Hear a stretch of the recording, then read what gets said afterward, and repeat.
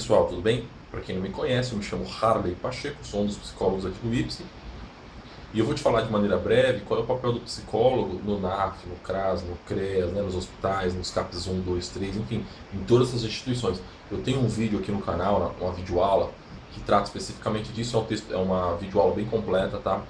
Vale a pena você assistir, é o mesmo nome. Só que essa aula aqui vai ser mais resumidinha, não vai dar nem 5 minutos, tá? Mas emergencialmente também te ajuda.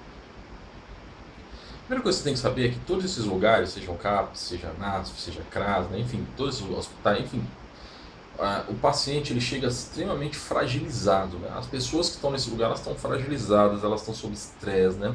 Cada um com a sua história, cada um com as suas dificuldades, né? Cada um com as suas lutas.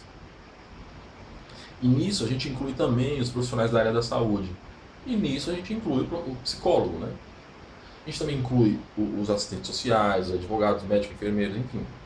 É, pacientes, terapeutas, família, amigo da família, e terceiros, né, que estão lá dentro desse cenário. São as pessoas que também estão no hospital. Perceba que todas as pessoas elas estão fragilizadas, elas estão de estresse, porque ninguém gosta de estar em hospital, né? E o papel do psicólogo, o que ele tem que fazer? Ele tem que ser um facilitador na troca de conhecimento. Ele tem que fazer com que as pessoas, né, elas enxerguem que o paciente ele está lá não porque ele quer, não porque ele gosta, e que as pessoas que estão lá, elas estão lá unidas para fazer com que o processo de melhora aconteça, né? Então o psicólogo ele tem que ajudar nesse processo de reflexão, né?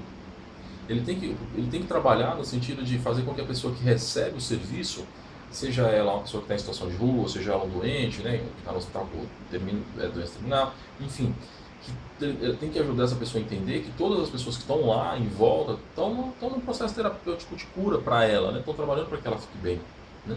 E a gente tem que ajudar a quebrar a resistência do próprio paciente, né?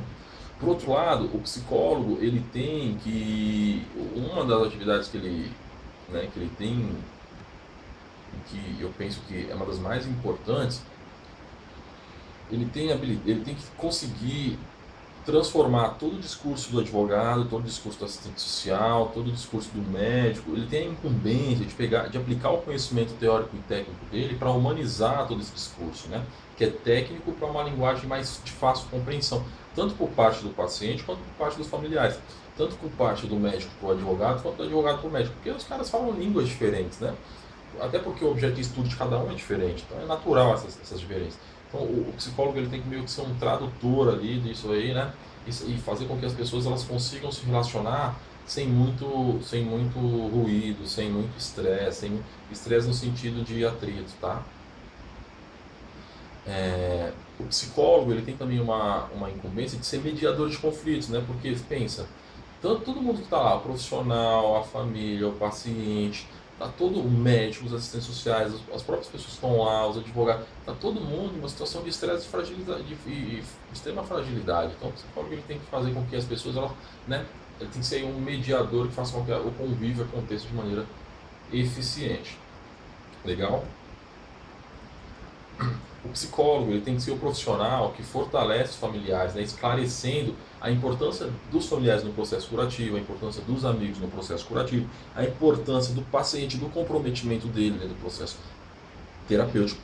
O psicólogo ele tem que ser o cara que vai fazer aquela balança, aquele equilíbrio, né, para que o paciente ele não se coloque na maioria das vezes em posição de subjugado e o médico também não sabe tudo, né, porque assim o que vai fazer a melhor conjunto, né?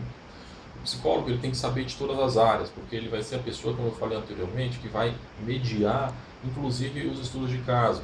Então, ele tem que conhecer a área do médico, lógico, não da maneira que o médico conhece, mas uma maneira que ele consiga explicar para cada um o que o outro está dizendo, né?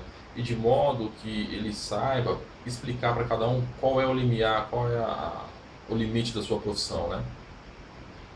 Até onde ele pode chegar, né? Então o psicólogo ele tem todo esse trabalho, e eu acho que é um trabalho muito interessante, muito bonito, tá bom? Bem, a nossa videoaula foi curtinha hoje, eu acho que consegui passar o que eu queria passar, e vou te lembrar, assistir a videoaula completa se tiver gerado interesse, porque é um negócio muito completo e muito legal.